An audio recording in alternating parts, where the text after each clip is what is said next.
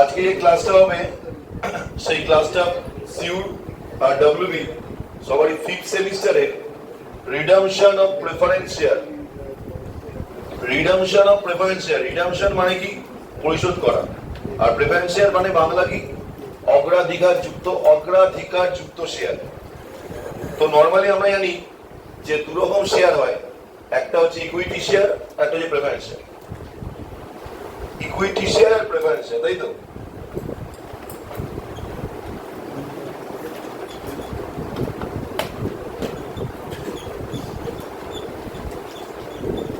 Equity share, preference share.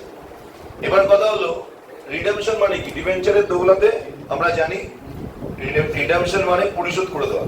এবার একটা কথা বল, যারা শেয়ার বিক্রি করছে, যেসব কোম্পানিরা, তারা কাদের বিক্রি করছে? আমাদের মতো মানুষদের। যারা শেয়ার কিনছে, এবার আত্মীয় স্বজনই হোক, সেটা প্রাইভেট লিমিটেড হোক আর বাইরের লোকই হোক, যেটা নর্মাল লিমিটেড হয়। কিন্তু কথা হচ্ছে শেয়ার পরিশোধ করে দেওয়ার ব্যাপারটা কি করে আসছে? শেয়ার পরিশোধ যদি করতে হয়, প্রথম কথা হচ্ছে ইকুইটি শেয়ারের পরিশোধ করা মানে জানবি ব্যবসা বন্ধ হতে যাচ্ছে। ঠিক আছে? ডিসলভ অফ বিজনেস যদি বন্ধ হয় তবে ইকুইটি শেয়ার হোল্ডারদের টাকা দিয়ে একবার মিটিয়ে দেওয়া হবে, আদারওয়াইজ ইকুইটি শেয়ার হোল্ডারদের টাকা দেওয়ার পরিশোধ করার কোনো ব্যাপারটা নেই। এবার কেউ যদি মনে কর শেয়ার ছেড়ে দিতে চাইছে বা কিছু স্যারেন্ডার করছে, সেটা অন্য বিষয়, কিন্তু নর্মালি ইকুইটি শেয়ারের রিডামশন ওরকম হয় না। তাহলে প্রথমেই ইকুইটি শেয়ারটা আমাদের মাথাতে বেরিয়ে যাবে।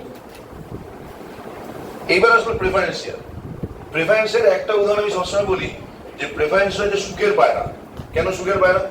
তুই ওই শেয়ার যখন কিনবি তখন যে পরিমাণ ইন্টারেস্টের কথা বলা থাকবে, মনে কর 10% ইন্টারেস্ট, ডিবেঞ্চারের মতো 10% প্রেফারেন্স শেয়ার।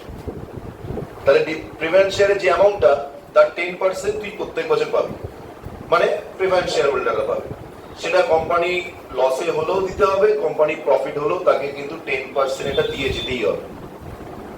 বুঝে গেল? 10% প্রেফারেন্স শেয়ারটা কিন্তু তাকে দিয়ে যেতেই হবে, মানে ইন্টারেস্ট দিয়ে দিতে হবে, কোম্পানি বন্ধ হয়ে না যাওয়া অবধি। তাহলে এই রিডেমশনের কথাটা আসছে কেন? পরিশোধ করার কথাটা আসছে কেন? পরিশোধ করার বিষয়টা হচ্ছে কোম্পানি একটা সার্টেন সময়ের পর, 30 বছর, 20 বছর, ম্যাক্সিমাম 30 বছর, একটা সার্টেন সময়ের পর কোম্পানি সেই সব টাকাটা কিন্তু ফেরত দিয়ে দিতে পারে। ফেরত দিতে চাইলে দিতে পারে, বা প্রেফারেন্স শেয়ার হোল্ডাররা চাইলেও ফেরত দিতে পারে, কিন্তু সেই সময়সীমাটা 20 বছর, 30 বছর, ম্যাক্সিমাম 30 বছর। 30 বছরের মধ্যে কিন্তু ফেরত দিতে হবে, ম্যাক্সিমাম এটা হবে 20 বছর আর 30 বছর। ক্লিয়ার? এবার কথা হলো যে এই যে বিষয়টা, এই যে প্রেফারেন্স শেয়ার বা শেয়ার হোল্ডারদের ফেরত দেওয়া, হ্যাঁ আপনাদের ওয়েট করছিলাম, আমি ভাবছি না আসছেন না কেন। তাহলে কি বললাম? আজকে কথা বলবো। তাহলে কি বললাম? যে প্রেফারেন্স শেয়ারের একটা নির্দিষ্ট সময়সীমা থাকে এবং সেই সময়সীমাটা লং টার্ম পিরিয়ড হয়। ডিবেঞ্চারে যেমন শর্ট টার্মে হতে পারে, লং টার্মে হতে পারে, কিন্তু প্রেফারেন্স শেয়ারটা লং টার্মে হয় অনেক সময় পরে। এবার কথা হলো প্রেফারেন্স শেয়ার বিষয়টা কিরকম ভাবে আসবে। মনে কর একটা কোম্পানি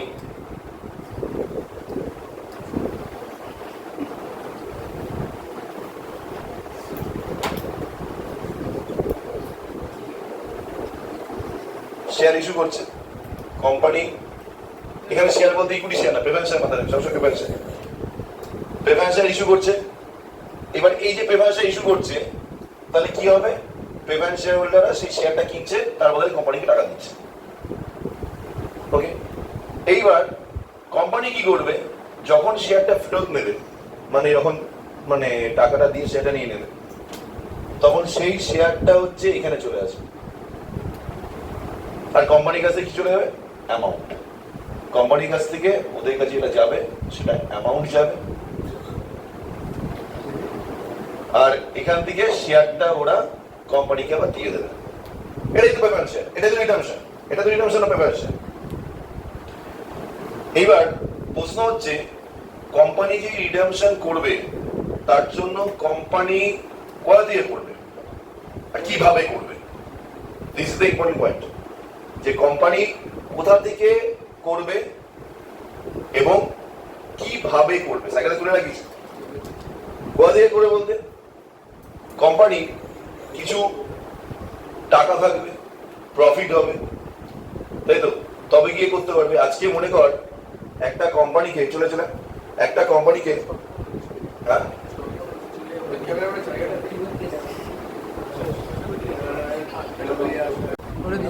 আচ্ছা, এবার যা বলছি আস্তে কথা বন্ধ কর, কথা বন্ধ। তাহলে এই যে প্রেফারেন্স শেয়ার হোল্ডারদের কাছে শেয়ার আসছে, টাকা যাচ্ছে, কোম্পানির কাছে টাকাটার একটা যদি এনাফ মানি না থাকে, তাহলে কোম্পানি কিন্তু কখনোই সেই টাকাটা শোধ করতে পারবে না। কোম্পানি একটা এনাফ রিজার্ভ থাকতে হবে। রিজার্ভ মিনস আমি কিন্তু কোনো রিজার্ভ পার্টিকুলার রিজার্ভের কথা বলছি না, টাকা জমা থাকতে হবে, তবেই কি টাকা শোধ করতে পারবে। এইবার এই যে শোধ করবে, যে সময়টা শোধ করবে, সেই শোধ করার সময় কোম্পানি এটা হতে পারে, দেখ 20 বছর আগে, 5 বছর আগে, 30 বছর আগে, ম্যাক্সিমাম এরকম, ম্যাক্সিমাম 30 বছর, 20-30 বছর। তো নর্মালের ক্ষেত্রে তোর 20 বছর, কোম্পানিগুলোর ক্ষেত্রে যেসব কোম্পানিগুলো তোর কি বলবো রিয়েল এস্টেটের মধ্যে আছে, তাদের প্রায় 30 বছর দিয়ে এক্সটেন্ড করছে। রিয়েল এস্টেট কোম্পানি যেসব শেয়ার আছে তাদের প্রায় 30 বছর দিয়ে এক্সটেন্ড, 30 বছর পর্যন্ত টাকা দিতে পারে, কারণ তাদের টাকাটা মানে ইউটিলাইজেশন হবে অনেকদিন ধরে, অনেক বছর ধরে ইউটিলাইজ করে বিজনেস বাড়বে, তারপর টাকা দেবে। এবার এই যে টাকাটা দেবে, তার জন্য কোম্পানির কাছে কিন্তু একটা এনাফ মানি থাকা প্রয়োজন, এনাফ মানি থাকা প্রয়োজন, নাহলে কিন্তু হবে না। আবার এরকমও আছে কিছু কিছু পার্টিকুলার রিজার্ভ বা জায়গা কোম্পানি এর জন্য ইউজ করতে পারবে, মানে রিডামশনের জন্য ইউজ করতে পারবে না। তাই কোনটা পারবে কোনটা পারবে না এটা আমাদের দরকার, তাহলে অঙ্কটা হয়ে যাবে। কোনটা পারবে কোনটা পারবে না, ঠিক আছে? তারও আগে একটু বলে দিই, কোম্পানি যখন পরিশোধ করবে প্রেফারেন্স শেয়ার, তখন এক হতে পারে দামে দামে পরিশোধ করবে, আর এক হতে পারে ডিসকাউন্টে পরিশোধ করবে, আর এক হতে পারে প্রিমিয়াম পরিশোধ করবে। ডিসকাউন্টটা মাথা থেকে বাড়ি করে রাখ, সাধারণত নতুন নিয়ম অনুযায়ী ডিসকাউন্টে প্রেফারেন্স শেয়ার পরিশোধ সাধারণত হয় না। তোদের হয়তো অঙ্ক তোরা পাবি, আমি করাবো, আছে অঙ্ক সিলেবাসে আছে, ঠিক আছে করাতে হবে, কিন্তু সাধারণত রিসেন্ট নিয়মে 2017 পরে কোম্পানি একটা চেঞ্জ হয়েছে, সেই চেঞ্জে কিন্তু ডিসকাউন্টে পরিশোধ করতে পারবে। এত বছর তুমি টাকা খাচ্ছ, আবার ডিলার ডিসকাউন্ট দেবে, হবে না, প্রিমিয়ামই দিতে হবে। ইভেন এক পারও হবে না, প্রিমিয়ামই হতে হবে। এবার তোদের যদি অঙ্ক এক পারে দেয়, এক পার মানে দামে দামে 10 টাকা দিয়ে নিয়েছে প্রেফারেন্স, 10 টাকা শোধ করছে, তোরা সেটাই করবি। যদি ডিসকাউন্ট বলবে না, যদি বলে ডিসকাউন্টে 10 টাকা নিয়েছে 8 টাকা শোধ করছে, সেটাই করতে হবে আমাদের, কিন্তু দেবে না, ডিসকাউন্টও দেবে না। যেটা হবে সেটা প্রিমিয়াম। এবার প্রিমিয়াম মানে সিকিউরিটিজ প্রিমিয়াম।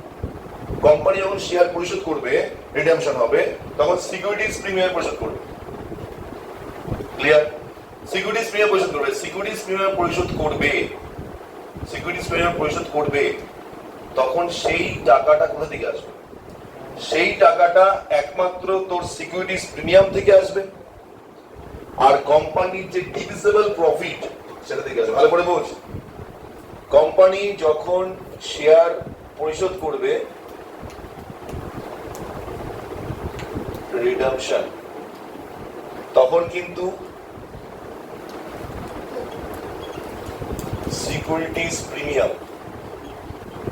সিকিউরিটিজ প্রিমিয়ামে টাকাটা শোধ করতে হবে, আর তার জন্য কোম্পানির কিন্তু সিকিউরিটিজ প্রিমিয়ামই লাগবে। মানে কোম্পানির যে সিকিউরিটিজ প্রিমিয়াম আছে এটাই লাগবে, এবং তার সাথে আরেকটা নিচ থেকে টাকা পরিশোধ করতে পারে প্লাস।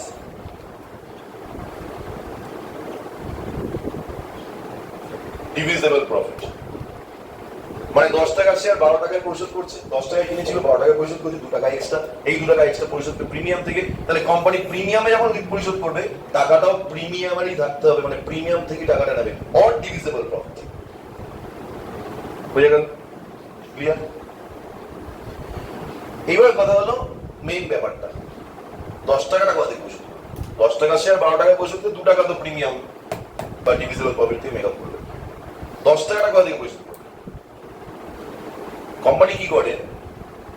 প্রচুর প্রফিট করে, এটা আজকের দিনে সবাই জানে, যারা শেয়ার কিনছে তারাও জানে কোম্পানি প্রচুর প্রফিট করে বলি তারা শেয়ার কেনার জন্য, আমরা শেয়ার কেনার জন্য উদ্বুদ্ধ হই।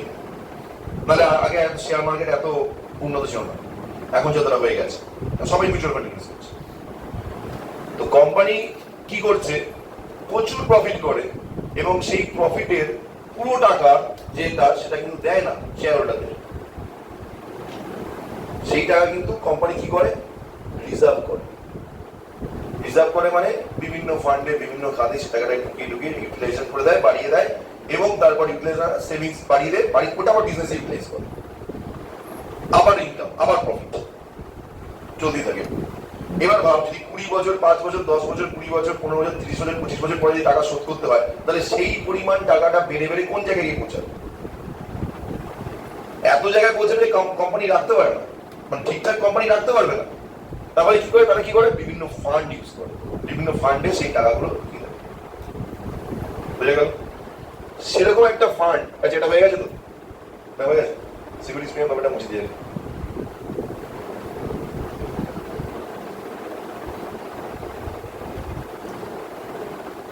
সেরকম একটা ফান্ড হচ্ছে CRR, মানে ক্যাপিটাল রিডাম্পশন রিজার্ভ,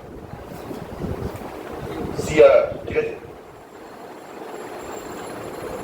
এইবার এই CRR ক্রিয়েট হবে কি করে? এই টাকাটা, এই ফান্ড থেকে যে টাকা আছে সেই ফান্ডের টাকাটা দিয়েই ওদের টাকাটা মেটানো হবে। এই ফান্ডে যে টাকা আছে সেই টাকা দিয়েই শেয়ার হোল্ডারদের প্রিফারেন্স হিসেবে টাকাটা মেটাতে হবে। কিন্তু এই ফান্ডটা তো ক্রিয়েট হতে হবে।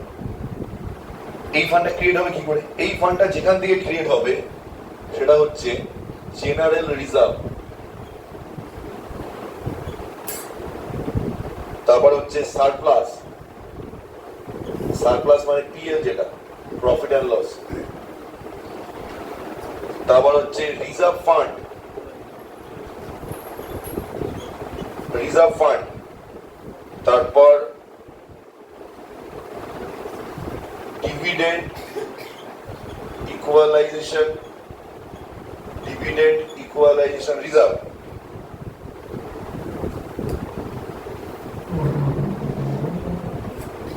WCR, WCR মানে কি? WCR মানে কি? Working capital reserve.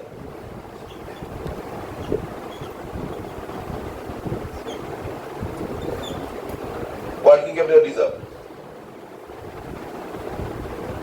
Profit on sell, profit on sell of investment,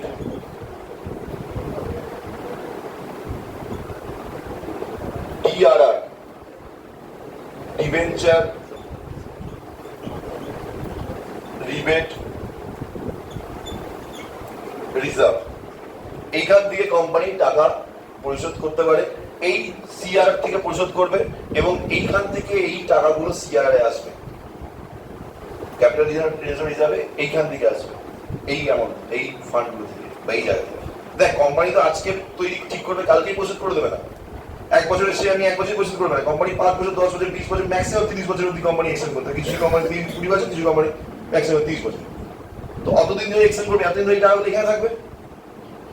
তারপর যখন চিন্তা করবে যে বছরে আমি করবো, পরিশোধ করবো, সেই বছরে এই রিজার্ভটা ক্রিয়েট করবে, আর সেই রিজার্ভে আমারটা কোথা থেকে যাবে? এইগুলো থেকে। ক্লিয়ার?